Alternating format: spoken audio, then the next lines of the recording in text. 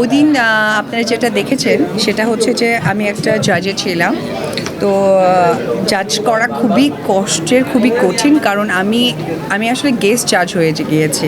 তো গেস্ট জাজ মানে হচ্ছে তারা কিন্তু অলরেডি ফাইনালে চলে এসেছে, সো ভেরি মাচ ট্যালেন্ট। তো যেটা হয়েছিল, আমার মনে হয়েছিল যে সে একটা পারফর্ম করুক, কারণ যেহেতু মিডিয়া ইন্ডাস্ট্রি, ডেফিনেটলি আমরা বলবো যে আমাদের চলচ্চিত্রকে ঘিরেই সে পারফরমেন্স করুক অথবা কিছু একটা করুক।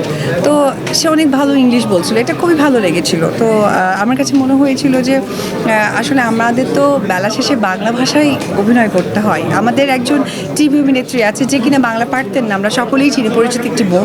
সে কিন্তু তার কাজের জায়গা থেকে বাংলাটাকে রপ্ত করে ফেলেছে, কারণ এটা ছাড়া ওয়ে নাই। কারণ আমি বাঙালি এবং আমি বাংলা চলচ্চিত্রের মানুষ, এটা আমি গর্বের সাথে বলি। তো সে বলছিল, আমার কাছে মনে হয়েছিল যে আসলে একটা লং জার্নি ছিল তাদের।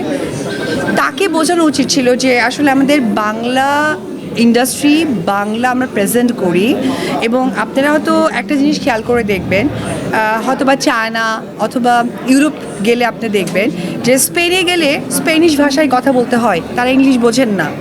চায়নাতে গেলেও আপনাকে চায়না বলতে হয়। এই যে নিজের দেশকে প্রেজেন্ট করা বা সকলের সামনে তুলে ধরা, যে প্রতিযোগী ছিলেন সে ভালো বলছেন, রিয়েলি স্মার্ট। তো সেই জায়গা থেকে আমার মনে হয়েছিল যে তার বাংলাটাও একটা গ্রুমিংয়ের পার্ট ছিল।